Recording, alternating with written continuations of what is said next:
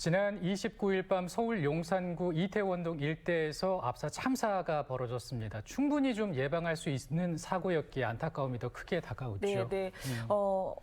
최소한의 안전장치도 없는 네. 상황에서 발생한 사고여서요. 이 사고가 일어나지 않을 수 있었던 건데 일어난 거는 왜 일어난 건지 어떻게 하면 막을 수 있었던 건지 자꾸 이런 궁금증이 자꾸 올라오고 있습니다. 네.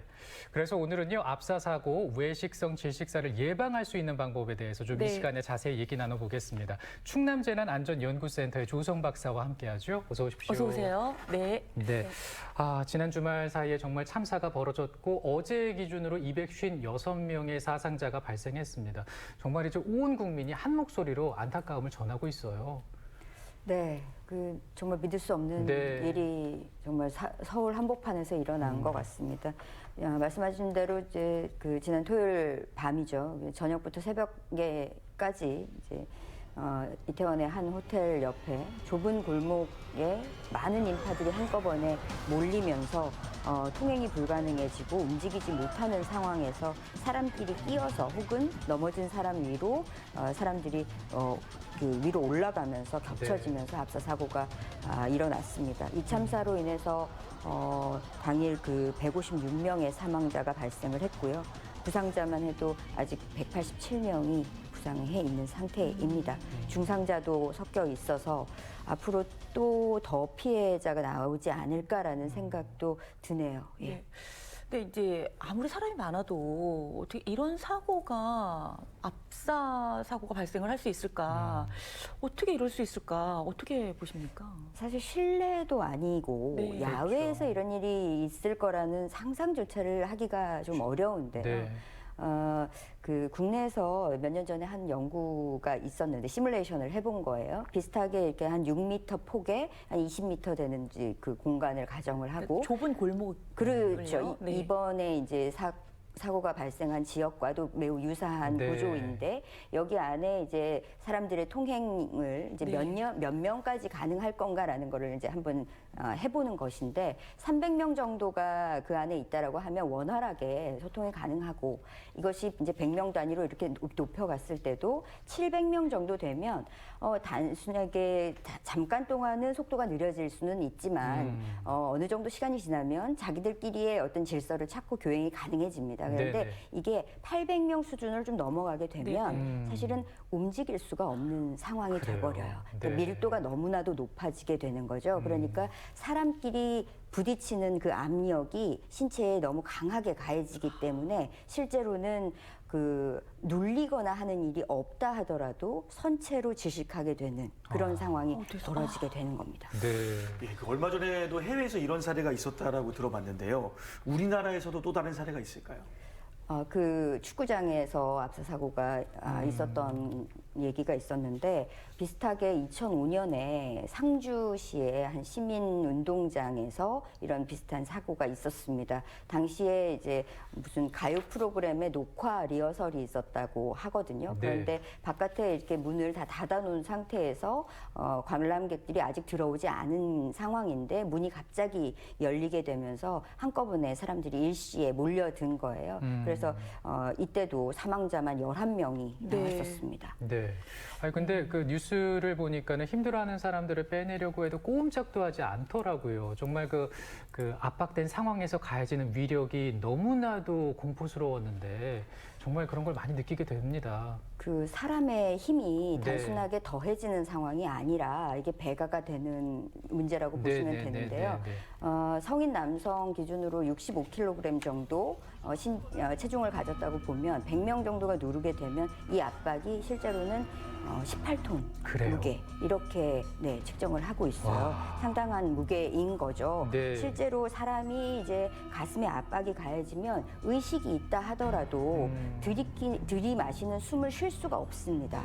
그래서 실제로는 이제 호흡이라는 게 안으로 들숨이 들어가는 그 순간에는 갑자기 흉곽이 이렇게 벌어지면서 공간이 생겨야 숨이 네. 가능한 것인데 이 공간이 없게 되면 사실은 실신하게 되는 것이고 이 시기가 한 골든타임이라고 부르는 네. 우리가 4분 정도가 4분. 지나가게 네. 되면 뇌 손상이 이미 진행이 되기 때문에 상당히 위험한 수준이라고 볼 수가 있겠습니다. 네. 네. 그런데 이게 소규모 인파라고 한다면은 네네. 모르겠지만 사실 이런 정도의 대형 압사 상황이라고 본다면 실제로 사람의 힘으로 버텨내거나 빠져나오는 것은 거의 불가능하다고 봐야겠죠. 네. 네.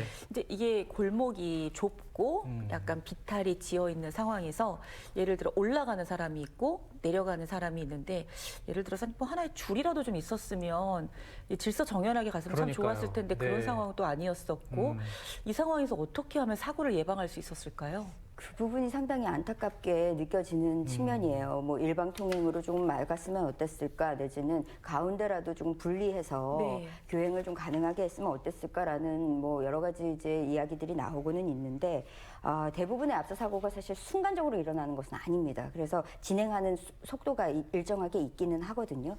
그래서 이제 기준 이상의 밀집도를 보인다라고 한다면 사실 그 자리를 피하는 것이 가장 좋은 방법이기는 하지만 네. 이번처럼 유입되는 사람들이 통제가 안 되는 상황이라면은 그 상황을 판단할 수가 없어요. 안에 끼어 있는 사람도 마찬가지고 진입을 하려거나 그렇죠. 탈출하려는 그렇겠어요, 사람도 정말. 상황을 알 수가 없기 때문에 판단력을 발휘할 수가 없습니다.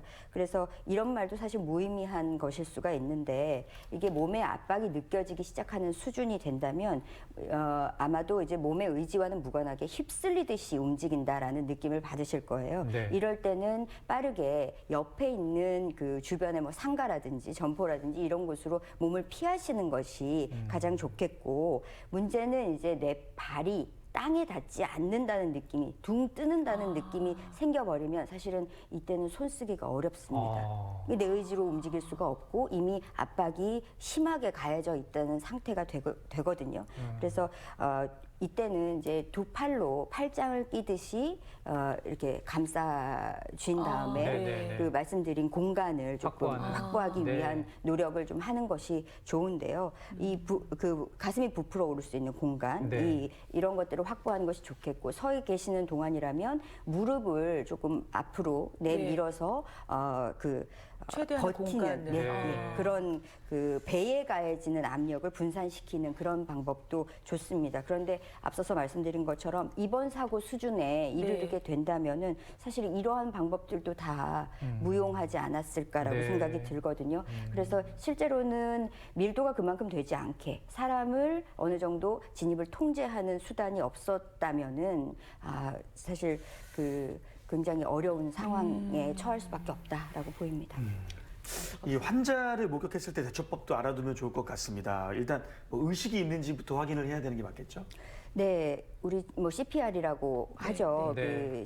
심정지가 의심되는 심폐소생술. 사람에게 네. 심폐소생술을 하는데 의심되는 환자가 있다면 반듯하게 누이는 것이 좋겠고요. 처음에는 말씀하신 것처럼 의식을 확인하셔야 됩니다. 그럴 때는 양쪽 어깨를 잡고 가볍게 흔들면서 네. 큰 소리로 불러서 그 의식을 확인하는 단계가 필요하고요. 그 이후에는 그 응급의료 요청을 좀 하셔야 되겠습니다. 네, 네. 만약에 의식이 없는 것이 확인이 된다면은 119에 신고를 하시고 이때부터 흉부 압박을 시작하게 되는 겁니다. 네, 네. 그 흉부 압박, 그러니까 이제 CPR, 심폐소생술 너무나 네. 이제 중요하다라는 걸 많은 분들께서 느끼고 계시는데 올바른 심폐소생술 방법은 어떻게 하는 겁니까? 우선은 환자를 단단한 면에 눕히시는 것이 그래요? 좋습니다. 네네. 바닥이 단단한 면 위에 반듯하게 눕히시고 그 푸시하는 위치는 실제로는 젖꼭지 사이, 가슴의 가운데 정도가 되겠고요. 네. 그 본인의 그 양쪽 뭐 깍지를끼라고 하기도 하는데 뭐 그거는 크게 관계는 없고요. 손꿈치라고 하죠. 그 양쪽 손끝을 모아서 가슴이 한 5에서 6cm 정도 아래로 내려갈 수 내려가게. 있는 정도로 강하게 눌러주셔야 강하게. 됩니다. 네, 네. 실제로 그래서 바닥면이 딱딱해야 된다라고 네. 말씀을 드리는 거고요. 그렇게 100회에서 120회가 1분에 가해질 수 있는 정도로 상당히 빠른 속도로 이 압박을 가해 주셔야 사실은 회생하는 데 도움이 되는 것이고요. 심폐소생술 교육을 받으신 분이라고 하면 실제로는 이 가슴 압박과 동시에 30회 가슴 압박 이후에는 인공호흡을 2번 정도 해주는 이 한 번의 순기를 주기를 2분 동안 계속해서 해주셔야 됩니다. 실제로는 체력 소모가 엄청나게 일어날 수 있는 일입니다. 그래서 네, 네.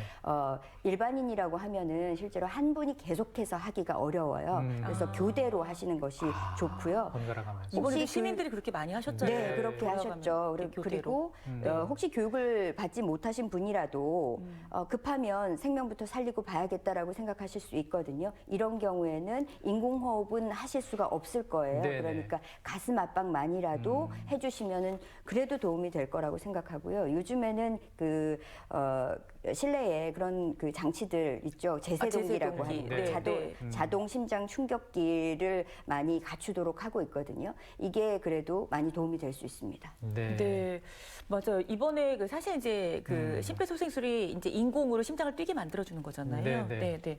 말씀 잘 들었습니다. 이번 사고를 통해서 심폐소생술을 익혀두는 게 정말 중요할 것 같습니다. 자, 의식이 돌아왔는데 아직 구급차가 돌아오지 않았다. 그러면 어떻게 하면 좋을까요?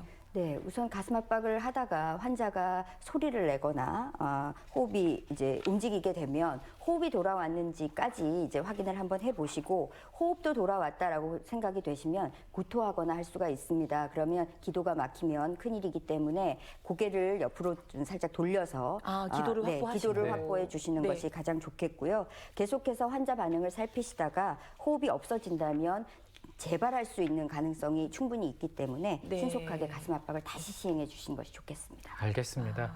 좀 알아둬야겠습니다. 그렇습니다. 네, 네. 오늘은 압사 참사 그리고 외식성 질식사에 대한 예방법을 좀 자세히 좀 살펴봤습니다. 네. 다시 한번 이번 그 이태원 피해로 고인이 되신 분들 명복을 네. 빌고요. 유족들에게는 깊은 애도를 표하면서 이 시간 정리하겠습니다. 교수님 잘 들었습니다. 네.